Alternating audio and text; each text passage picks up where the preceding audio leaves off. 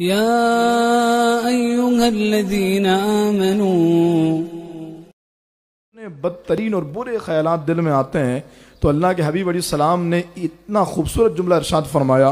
حضور فرماتے ہیں یہ تو ایمان میں سے ہے کہ خیالات برے اسی دل کے اندر شیطان ڈالتا ہے جہاں ایمان موجود ہوتا ہے. تو اس پر کوئی مواخذہ نہیں ہے کہ دل میں خیالات آئے. پکڑ اس بات پر ہے کہ ان خیالات کو دل میں جما لیا جائے اور ان خیالات کو اپنا عقیدہ بنا لیا جائے.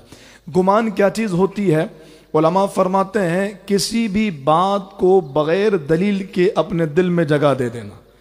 اپنی رائے سے، اپنے اندازے سے، اپنے اٹکل سے کسی بھی بات کو، کسی بھی بندے کے متعلق کسی بھی سوچ کو اپنے دل میں جگہ دے دینا، یہ گمان کہلاتا. اور یہ گمان پھر بندے کو بالترتیب آگے گناہوں کی طرف لے جاتا ہے، جو قرآن نے اسی آیت میں بیان فرمائے. اللہ فرماتا ہے ان بعد الظن اسم، بعض گمان گناہ ہوتے ہیں. دل میں خیالات بہت سارے آتے ہیں لیکن ان بہت سارے خیالات میں سے بعض ایسے ہیں جو گناہ بن جاتے ہیں. اب وہ کیا ہے؟ ہمارا حال یہ ہے کہ ہم یار فلانا بندہ بڑا امیر ہو گیا ہے، لگتا ہے حرام کما رہا ہے. اس بندے کے پاس پیسہ کہاں سے آ رہا ہے؟ مطلب یہ ہے کہ وہ حلال طریقے سے تو نہیں کما سکتا. میں بھی تو 20 سال سے محنت کر رہا ہوں، میری محنت میں، میری کمائی میں اتنی برکت. بلکہ بعض لوگ اس معاملے میں، اب آپ دیکھیے جو قرآن نے بتایا کتنا خوبصورت انداز ہے. بعض لوگ اس معاملے میں آگے بڑھتے چلے جاتے ہیں اور پھر وہ گناہ کا شکار کیسے ہوتے ہیں. یہ تک لوگوں سے سنا گیا جو کہتے ہیں کہ یار حلال میں تو اتنی برکت نہیں ہے، ضرور یہ حرام کما رہا ہوگا. حالانکہ برکت ہے ہی حلال کے اندر، حرام میں برکت کہاں ہے؟ اللہ نے برکت رکھی ہی حلال کے اندر. لیکن وہ گمان اور پھر بندہ ان گمان کی وجوہات کی بنا پر گناہوں کی طرف چلا جاتا ہے. تو ہر ایک کے متعلق رائے قائم کر لینا. کوئی فون پہ بات کر رہا ہے، اچھا اس کا کسی سے چکر چل رہا، یہ اتنی صبح صبح کوئی عورت اکیلے کیوں جا رہی ہے، یہ مسئلہ کیا ہے؟ یہ آج کل عورتیں، لڑکیاں بائکیں کیوں چلا رہی ہیں؟ بہت ساری باتیں، بہت سارے گمان دل میں جگہ پاتے ہیں اور پھر یہ گناہوں کی طرف جاتے ہیں. قرآن کہتا ہے پہلے گمان، کثرت گمان، پھر ان کثرت گمان میں کچھ گناہ ایسے جو گناہ پھر اس گمان کی بنیاد پر، کیونکہ گمان وہ ہوتا ہے جو بغیر دلیل کے دل میں آئے، تو اب اس پر بندہ دلیل پکڑنے کے لیے جاسوسی کرتا ہے، ٹوہ میں لگا رہتا ہے، کسی کے متعلق اپنی بات کو مضبوط کرنے کے لیے مختلف ریسورسز استعمال کرتا ہے. قرآن کہتا ہے وَلَا تَجَسَّسُوا، اور جاسوسی میں نہ پڑو. ہمارا حال تو یہ ہے کہ ہماری جاسوسیوں سے تو پڑوسی، محلے دار، دوست، رشتہ دار محفوظ نہیں ہے، جبکہ قرآن تو ہر ایک بندے کو ایسی پرائیویسی دیتا ہے کہ ایک شوہر کو بھی اس بات کی اجازت نہیں ہے کہ وہ اپنی بیوی کی اجازت کے بغیر اس کا موبائل چیک کرے. میں پوری ذمہ داری کے ساتھ عرض کر رہا ہوں، ایک بیوی کو بھی اس بات کی اجازت نہیں ہے کہ اپنے شوہر کی اجازت کے بغیر اس کا موبائل چیک کرے، کہ یہ جاسوسی ہے. اور قرآن نے اس جاسوسی سے منع فرمایا، تو گویا کہ یہ جاسوسی کرنا اب حرام ہو گیا کہ کسی کے متعلق ہم ٹوہ میں لگے رہیں، کسی کے متعلق ہم اپنی رائے کو مضبوط کرنے کے لیے. یعنی مرد کے دل میں یہ خیال آیا کہیں ایسا تو نہیں کہ میری بیوی کسی اور معاملے میں انوالو ہے، اب وہ جاسوسی کرے گا اور اپنی اس خیال بد کو مضبوط کرنے کے لیے دلیل پکڑے گا. بیوی کے دل میں خیال آیا کہیں میرا شوہر کہیں اور انوالو تو نہیں، یہ آج کل رہتا کہاں ہے، رات میں دیر سے آتا ہے، وہ غریب بیچارہ صبح جاتا ہے، رات تھکا ماندہ آتا ہے. مہنگائی ہو گئی ہے، کرائسس ہو گئے ہیں، حالات بہت خراب ہیں، بچوں کا گزارا نہیں ہوتا، اسکول کی فیسز پوری نہیں ہوتی، وہ محنت کرتا ہے اور یہاں بیوی کہتی ہے یہ سارا دن باہر رہتا. پھر ہماری خواتین کے اندر ایک برائی یہ بھی ہے کہ ذہن میں یہ خیال وہ تھکا ماندہ بندہ آیا، تم تو سارا دن باہر رہتے ہو نا، تمہیں کیا پتا، کبھی گھر میں رہو تو پتہ لگے کہ گھر میں کتنی پریشانیاں جھیلنی پڑتی ہے. تم تو باہر جاتے ہو، گھوم کر آ جاتے ہو، ہمیں تم باہر بھی گھمانے نہیں لے کر کے جاتے. حالانکہ اس غریب سے پوچھو جو اس بات کو ترستا ہے، اگر ہفتے میں ایک دن چھٹی ملے نا، وہ چاہتا ہے یار گھر میں گزاروں بیوی بچوں کے. کیوں ایسا ہے؟ اگر وہ باہر ہی مزے کر رہا ہے تو گھر میں کیوں بیوی بچوں کے ساتھ گزارنا چاہتا ہے؟ تو ہر شخص باہر جا کے عیاشی نہیں کرتا، باہر جا کر کے اپنی خرمستیوں میں نہیں لگا ہوتا. وہ اپنی بیوی بچوں کے لیے، اپنے گھر والوں کے لیے، اپنے بچوں کے برائٹ فیوچر کے لیے وہ محنت کرتا ہے. اور پھر اس تناظر میں تھکا آ رہا تھا تو گھر میں تانے شروع ہو گئے. میں یہ عرض کر رہا ہوں کہ بیوی ہو یا شوہر ہو، بیوی کے دل میں خیال آیا میرا شوہر کسی اور چکر میں تو نہیں چلا ہوا، کسی اور معاملے میں تو نہیں پڑا، رات میں دیر سے گھر آتا، موبائل چلاتا رہتا، وجہ کیا ہے؟ اب یہ خیال بد آیا. اس خیال بد کو مضبوط کرنے کے لیے اب جاسوسی شروع ہو گئی، کہاں جاتا ہے، کہاں آتا ہے، کیا کرتا ہے، کیا نہیں کرتا. یہ وہ ساری چیزیں ہیں جو قرآن جس سے سختی سے منع کرتا ہے ہر ایک معاملے. اور یہ تو گھروں کے معاملات ہیں نا. پڑوسی کیا کر رہا ہے, کہاں جاتا ہے, کیا کرتا ہے, اس کی بیٹی کہاں جا رہی ہے, اس کا بھائی کہاں آج کل مہمان زیادہ آ رہے ہیں یار, بڑے نامعلوم سے لوگ آ رہے ہیں. ہاں بھائی یہ پڑوسی جو ہے نا یہ صحیح لوگ نہیں ہے. کیوں؟ میں نے اکثر دیکھا ہے عجیب عجیب بندے آتے ہیں ان کے گھر پہ. بھائی آپ پورے خاندان کو جانتے ہیں, آپ پورے کنبے کو عجیب عجیب بندوں سے کیا مراد ہے آپ کی؟ کوئی جنات آتے ہیں, کوئی آسمانی مخلوق, انسان ہی آتے ہیں نا, رشتہ دار ہوں گے اس کے. نہیں آج تک تو کبھی نہیں دیکھا, ابھی کیوں آ رہا ہے؟ بھائی آج تک ناراضگی تھی, اب صلح ہو گئی ہے. ہم کیوں کسی کے بارے میں اچھا گمان کرنے کو تیار نہیں ہوتے؟ ہم کسی کو کیوں اسپیس دینے کو تیار نہیں ہوتے؟ کوئی غریب بیچارہ کوئی بورے میں راشن لے کر آ گیا, یہ دیکھو اب یہ مانگنے بھی لگ گئے. اچھے خاصے کھاتے پیتے آدمی ہیں اور یہ دیکھو مانگ مانگ کر کے راشن لے کر آ رہے ہیں. کیا ایسا نہیں ہو سکتا کہ اس بار راشن زیادہ تو اس نے کہا ایک بورے میں کر دو, میں پورا بورا لے کے چلا جاؤں گا, آسانی ہوگی. اوپر لے کے چڑھنا پڑتا ہے, پریشانی ہوتی ہے 1 بائی 1 لے کر جانے میں, اکٹھے بورے میں لے کے چلا جاؤں گا. ہم نے گمان قائم کیا, اس گمان پر جاسوسی میں پڑے اور گناہ کا شکار ہو گئے کہ یار یہ بندہ راشن مانگ کر لے کر آ. اور اگر بالفرض ایک بندہ ہے جو راشن لے کر کے بھی آ رہا ہے تو اس میں آپ کا کیا جا رہا ہے؟ نہیں یار اچھا خاصا گھر ہے, کھاتا پیتا گھرانہ ہے, کیا ایسا نہیں ہو سکتا کہ سفید پوش ہو؟ آپ نے ان لوگوں کے بارے میں نہیں سنا جو سفید پوش ہوتے ہیں, جو ظاہری طور پر تو بہت اچھے حالات سے گزر رہے ہوتے ہیں لیکن اندرون خانہ ان کے گھر کے حالات انتہائی خراب ہوتے ہیں, زندگی کے گزر اوقات نہیں کر رکھتے. آپ دیکھیں کئی بار ایسے لوگوں سے ہمارا واسطہ پڑتا ہے, جب وہ اپنے حالات بتاتے ہیں تو دل پھٹ جاتا ہے ان کے حالات سن کر. ہم تو سمجھتے تھے یار اچھا خاصا آدمی ہے, کھاتا پیتا آدمی ہے, اس کے پاس تو پیسوں کی ریل پیل ہوگی, لیکن اس کا انداز دیکھو, یہ اب بتا رہا تو پتہ لگ رہا ہے کہ 4 مہینوں کا کرایہ چڑھا ہوا ہے, بچوں کے اسکول کی فیسز نہیں دینے کے قابل, گھر میں اس کے ایک وقت کھاتا ہے 2 وقت بھوکا رہتا ہے. تو بھائی اگر یہ معاملہ ہے کہ کوئی بندہ کہیں سے راشن لے کر آ رہا ہے تو ہم کون ہوتے ہیں اس کی ٹوہ میں پڑنے والے, جاسوسی میں پڑنے والے؟ میں آپ سے صحیح اور سیدھی بات کروں, ہم اللہ تعالیٰ کے بندے ضرور ہیں لیکن ہم معاذ اللہ خدا بننا چاہتے ہیں. ہمارے دور میں لوگ وہ کام کرنا چاہتے ہیں جو کام ہماری ذمہ داری نہیں ہے.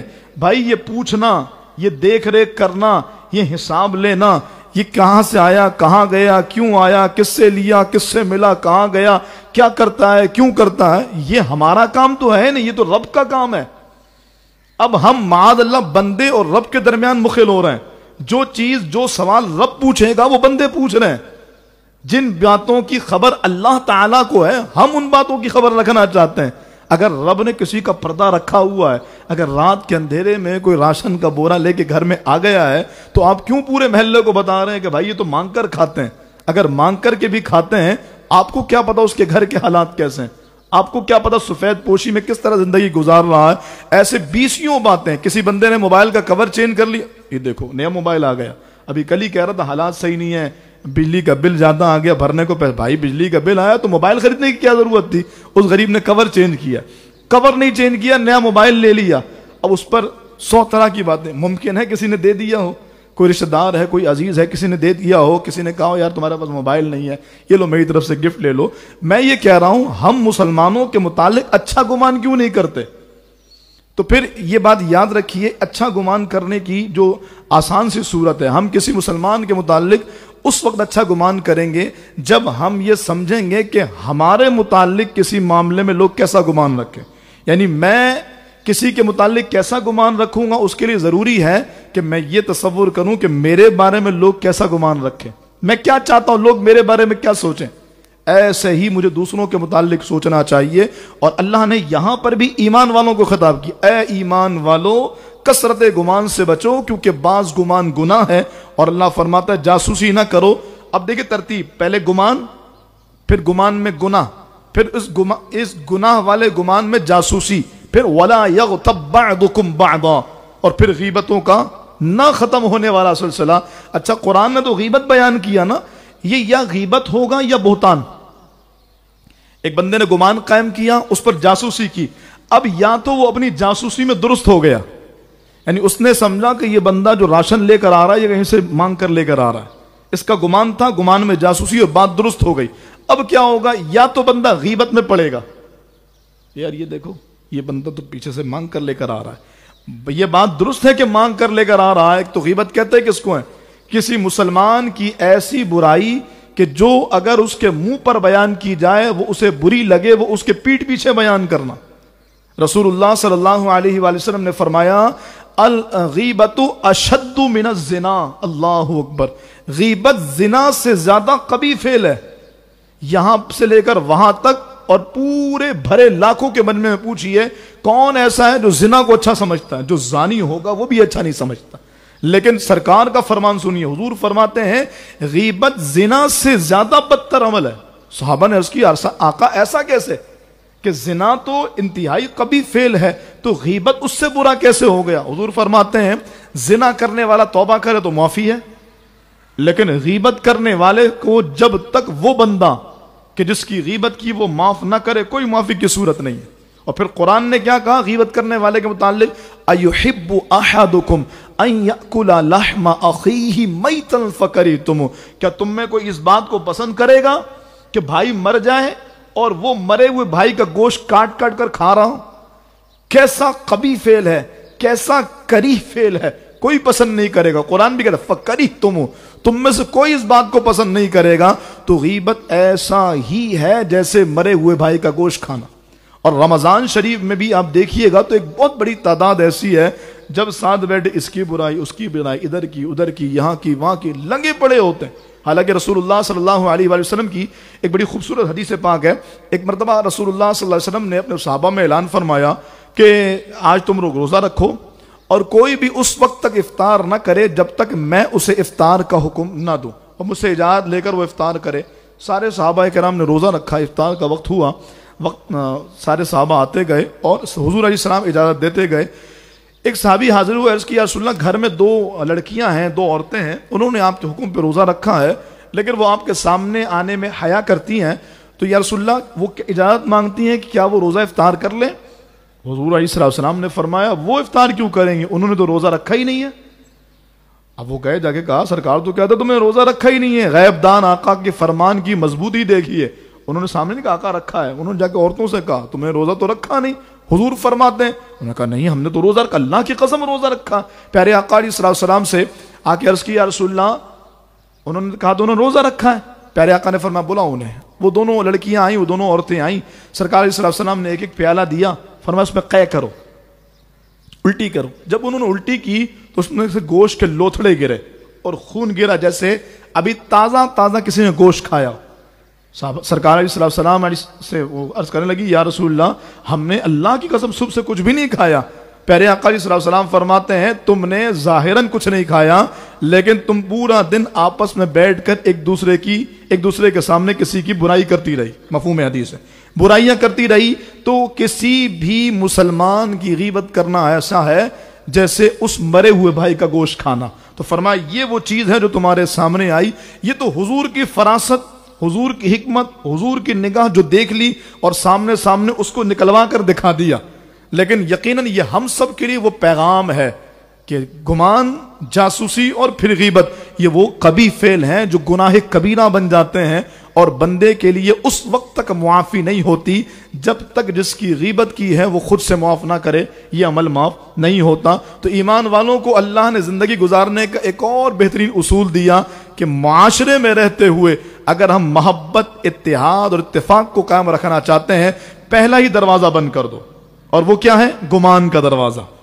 اس دروازے کو بند کرنے کے بعد بندہ آگے دروازوں میں داخل نہیں ہوگا، لیکن اگر گمان چلتا رہا تو بدگمانی کے بعد جاسوسی اور اس کے بعد غیبت جیسا قبیح فعل بندہ اس کا ارتکاب کرے گا۔ اللہ تعالی ہم سب کو ایسی برائیوں سے بچنے کی توفیق عطا فرمائے۔ وہ جو رب نے میٹھا خطاب ایمان والوں سے فرمایا ہے، اللہ تعالی ہمیں ان ایمان والوں میں، ایمانداروں میں شامل ہو کر ان تمام تر برائیوں سے جس سے رب نے منع فرمایا ہے بچنے کی توفیق رفیق عطا فرمائے۔ ایک چھوٹی سی بات، آج روزہ کون سا ہے؟ بولیے، چھٹا روزہ ہے، تو میں امید کرتا ہوں کہ 6 سپارے ہو گئے ہوں گے۔ اگر نہیں ہوئے تو جلدی کیجئے، کم از کم ایک قرآن اس رمضان میں، ایک قرآن۔ اگلی بار قبر میں ہوئے نا تو اس بات پر افسوس ہوگا اور رب سے کہیں گے یا اللہ موقع دے دے، اب تو ایک رمضان میں 10 قرآن بھی پڑھ لیں گے، لیکن اس وقت موقع نہیں ملا۔ لن یؤخر اللہ نفسا اذا جاء اجلها، اللہ ہرگز کسی جان کو موقع نہیں دے گا جب اس کی موت آ جائے گی۔ چھٹا روزہ ہے، چھٹا سپارہ، اس ترتیب سے آگے بڑھیے۔ اللہ تعالیٰ جو سنا عمل کی توفیق عطا فرمائے، آمین بجاہ النبی الامین۔